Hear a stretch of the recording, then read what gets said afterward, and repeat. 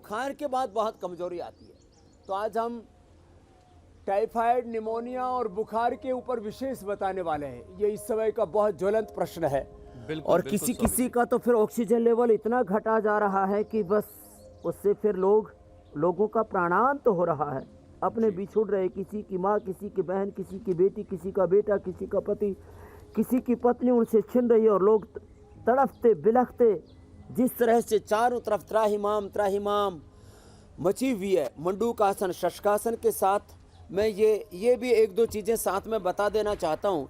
तो जिनको कमजोरी है और कुछ न कर पाए तो चलो पैर ऐसे खोल लो बच्चों, ऐसे कर लो। अब देखो, ऐसे लंबे लंबे श्वास ऐसे।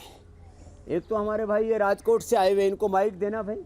इन्होंने तो अपना लीवर, किडनी में क्रेटिनिन तीन हो गया था, 3 पर पहुंच गया था क्रेटिनिन। और अब कितना आ गया है? अभी 0.9 आ गया है। अब 0.9, 3 से 0.9 क्रेटिनिन आना बहुत बड़ी बात है। और क्या कोरोना के बाद किडनी में डैमेज हुआ और लंग्स में 30% फाइब्रोसिस आ गई। तो यहाँ आके किडनी तो पूरा सॉल्व हो गया और लंग्स में भी 60% बेनिफिट हो गया है। अब लंग खराब कर दिया था कोरोना ने, उसको भी रिकवर कर दिया। और किडनी जो खराब हुई थी, 3 क्रेटिनिन पहुंचने का मतलब है थोड़ी देर में फिर ये डायलिसिस पर और किडनी ट्रांसप्लांट पर पहुंच जाते। क्या नाम है? हरीश ठक्कर, राजकोट। बहुत बहुत आशीर्वाद भाई। मेरी छोटी बहन है मुंबई से, उसको भी कोरोना हुआ। तेरे को तो कोई नुकसान तो नहीं हुआ कोरोना से? कितने दिन में ठीक कर लिया था? 6 दिन में ही। क्या नाम है? भावना उनड़कर। चले, तो भावना ने बहुत अच्छा काम कर लिया। क्या क्या किया था? मेरे को डॉक्टर ने जो गोली दी थी ना, उससे मैं एकदम वीक होने लगी, मेरे को बुखार फिर क्या चढ़ने किया? लगा। फिर मैंने वो गोली बंद की और अनुलोम विलोम और कपालभाति। डॉक्टर ने गोली दी, उससे और खराब हालत होगी तो अनुलोम विलोम की गोली काम और आई। दिन में तीन सुदर्शन घनवटी लेती थी। क्या बात है। और सुदर्शन घनवटी, चलो अब उसका बताता हूँ। अभी ये जो एलोपैथी की दवाइयों से किसी किसी को रिएक्शन होने लगता है जी, तो ये गिलोय घनवटी, सुदर्शन घनवटी, ज्वरनाशक वटी लेके बुखार की फिर एलोपैथी की दवाई बंद करनी पड़ी इसको। चलो बहुत बहुत आशीर्वाद। अब देखो, ये बात मैं बताना चाह रहा था, वक्रासन भी कर ले, फिर आगे हम गोमुखासन भी कराएंगे। कमजोरी के लिए स्वामी जी जो ठक्कर साहब थे जरूरी है, उसको ठीक कर रहे हैं। तो मैं जिनसे एक बड़ी बात बता देता हूँ। वो अभी बात कर रहे थे, माइक हाथ में लिए थे और उनका हाथ बहुत कपकपा रहा था, हमने देखा। और तो स्वामी जी, कोरोना जो है वो मसल्स के साथ साथ हमारी नसों को भी कमजोर कर रहा है। तो कोरोना मरीजों में हम देख रहे हैं कि हाथ पैर में सुन्न होने की शिकायत, जिसे नमनेस भी कहते हैं, ये भी बहुत देखी जा रही है। इसे कैसे दूर किया जाए? तो दोनों उपाय साथ साथ बता देता हूँ। एक तो ये कोंच के बीज हैं, वक्रासन कर रहे हैं, ये कोंच के बीज रात को भिगो दें और सुबह 3 से 5 कोंच के बीज खा लें। इससे ये जो हाथों की कपकपाहट है पूरी ठीक हो जाती है। अंकुरित करके खा लें। फ्लैक्सीड ले लें। फ्लैक्सीड भी जो है उसमें ओमेगा 3, 6, 7, 9 सब कुछ होता है, तो फ्लैक्सीड ले लें अथवा ये कोंच के बीज इसको ले लें। और अश्वगंधा, शतावर, सफ़ेद मूसली, कोंच के बीज और बला बीज, खरेटी भी बोलते हैं बला को लोक भाषा में।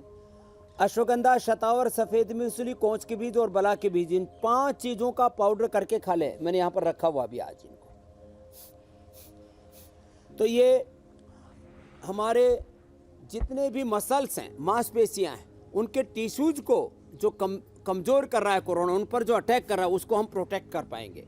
एक खास बात और बता देना चाहता हूँ, 3 बातें बता देता हूँ, फिर आप अगला प्रश्न ले लेना जी। जिनको बहुत क्रिटिकल फीवर चल रहा है और उसके कारण से लोग बहुत ही दहशत में हैं, बहुत भयावह स्थिति बनी हुई है, तो गिलोय घनवटी, सुदर्शन घनवटी, जैसे जो हमारी बिटिया बोल रही थी, और ज्वरनाशक वटी, ये तो खाली पेट ले लें एक एक गोली। फिर से दोहरा रहा हूं, गिलोय घनवटी, सुदर्शन घनवटी और ज्वरनाशक वटी, ये एक एक गोली खाली पेट ले लें। और खाने के बाद त्रिभुवन कीर्ति रस, लक्ष्मी विलास रस और संजीवनी बूटी ले लें। कितना ही क्रिटिकल फीवर हो, पहले ही दिन से आराम हो जाएगा। नहीं तो वो कोई क्या हो, रामदेव सर ढूंढने चले गए। बोले दुकानदार से बोले आज मेरे पास 10 मैसेज आ लिए। बोले बाबा जी ये कौन सी दवाई बनाई? अरे मैंने कहा क्या है ये? रेमडेसिविर। रेमडेसिविर जो है वो रामदेव सर ढूंढने पहुंच गए बाजार में। बोलो बोले ये कोई दवाई आ गई है, बाबा ने निकाली। अरे बाबा ने नहीं निकाली। अच्छा, हमने तो ध्यान ही नहीं दिया। स्वामी जी आपके नाम से काफी मिलती तो जुलती ये है। मैंने बता दिया। तो त्रिभुवन कीर्ति रस लक्ष्मी विलास संजीवनी खाने के बाद गिलोय सुदर्शन घनवटी और जोरनाशक वटी खाली पेट। और जिनको टाइफाइड है, वापस दोहरा रहा हूं, पहले भी बताया था, फिर इसके बाद निमोनिया को भी बताऊंगा। ये खूब कला, ये अंजीर और ये मुनक्का, इनको जो है इसको 10 मुनक्का, 3 ये अंजीर और 2 ग्राम ये खूब कला, इनका पेस्ट बना के चटनी बना करके 400 ग्राम पानी में पका ले और जब 100 ग्राम बच जाए तो मसल करके बस पी ले इसको अच्छे से। 3 दिन के अंदर ही टाइफाइड खत्म हो जाता है। जिनको निमोनिया है उनको तो एक तो जिनको निमोनिया है उनको एक तो ये स्वासारी गोल्ड सुबह दोपहर शाम, छोटे बच्चों को 1-1, बड़ों को एडल्ट को 2-2 भी दे सकते हैं। निमोनिया से हम बचा लेते हैं लोगों को, ज़बरदस्त है। तो ये निमोनिया से लेकर के, टाइफाइड से लेकर के और बुखार जो बहुत ही क्रिटिकल हो गया, उसके 3 के उपाय मुझे बताने थे। बाकी तो आज हम यहाँ देखो ये कितना सुंदर सुंदर पुष्प है। ये हमारे पूज्य स्वामी मुक्तानंद जी मेरे एक मित्र हैं जो हम लोग 30 सालों से साथ में हैं। तो ये अब बताओ, कैक्टस के ऊपर इतना सुंदर फूल, क्या बात है। और इधर तो पीछे मिर्ची के, ये कई तरह की मिर्ची है जो मेरे पीछे देख रहे हो। अब ऐसे सुहाने वातावरण में जो योग करेगा उसकी तो पॉजिटिव एनर्जी का लेवल इतना हाई रहता है। लेकिन जिनकी इम्यूनिटी लो रहती है उनके लिए हमने इम्यूनोग्रिट पाउडर और ये इम्यूनोग्रिट वटी ज़बरदस्त है। और इम्यूनोग्रिट पाउडर ये 1-1 चम्मच सुबह शाम खा लिया करें। इम्यूनो चार्ज भी हमने उनके लिए बना रखा है, उसको ले लिया करें। वैसे गिलोय घनवटी भी जो है, गिलोय घनवटी है, अश्वगंधा है, अश्वशिला है, ये सब हमारी इम्यूनिटी को बूस्ट करती, इंस्टेंट इम्यूनिटी बूस्टर है ये। तो ये अभ्यास कर लें जो हम बता रहे हैं। और जिन सांसों के इमरजेंसी के लिए हमने दिव्य धारा का प्रयोग बताया ही था।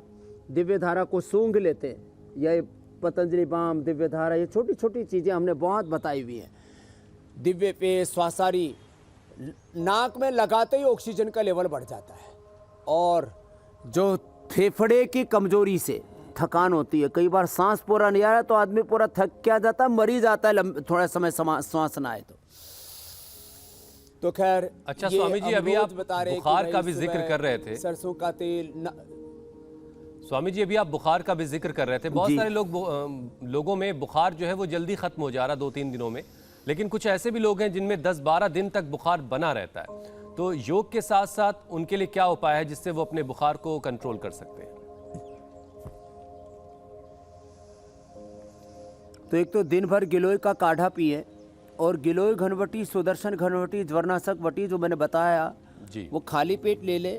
त्रिभुवन कीर्ति रस लक्ष्मी विलास और संजीवनी खाने के बाद ले ले, इंस्टेंट बुखार में फायदा हो जाएगा। नहीं तो ज़्यादातर लोगों की स्थिति है, मैं रोज सैकड़ों लोगों से बात करता हूँ, बोले साहब जी ये हालात है कि बुखार बस उतरता है, कोई भी एलोपैथी की दवाई खाते हैं और 102-3 डिग्री से 99 पर आता है, फिर वापस 2 घंटे बाद में फिर चढ़ जाता है। तो उसके लिए ये जो जटिल ज्वर के लिए जो उपाय बताए इसको करें। ज्वरनाशक क्वाथ पिए, गिलोय का क्वाथ पिए, मुनक्का अंजीर पीस करके ले, बहुत ज़रूरी है। ये देखने में छोटी छोटी चीज़ें हैं लेकिन इनका ज़बरदस्त इफ़ेक्ट आता है। भुजंगासन, शलभासन, ये सब करते करते मैं ये उपाय इसलिए बता रहा हूँ। प्राणायाम तो करने ही करने, भस्त्रिका, कपालभाति, बाह्य प्राणायाम, उज्जाई, अनुलोम विलोम, भ्रामरी, उद्गीत, शीतली, शीतकारी, चंद्रभेदी, सूर्यभेदी, अनुलोम विलोम की तरह ही नाड़ी शुद्धि उसमें रोक लेते हैं। तो ये सब प्राणायाम करने के साथ साथ ये छोटे छोटे उपाय ज़रूर कर लें और उससे इंस्टेंट बेनिफिट होगा। अब इंडिया टीवी हर वक्त हर जगह डाउनलोड करने के लिए सर्च करें India TV news Google play store या ऐप स्टोर पर।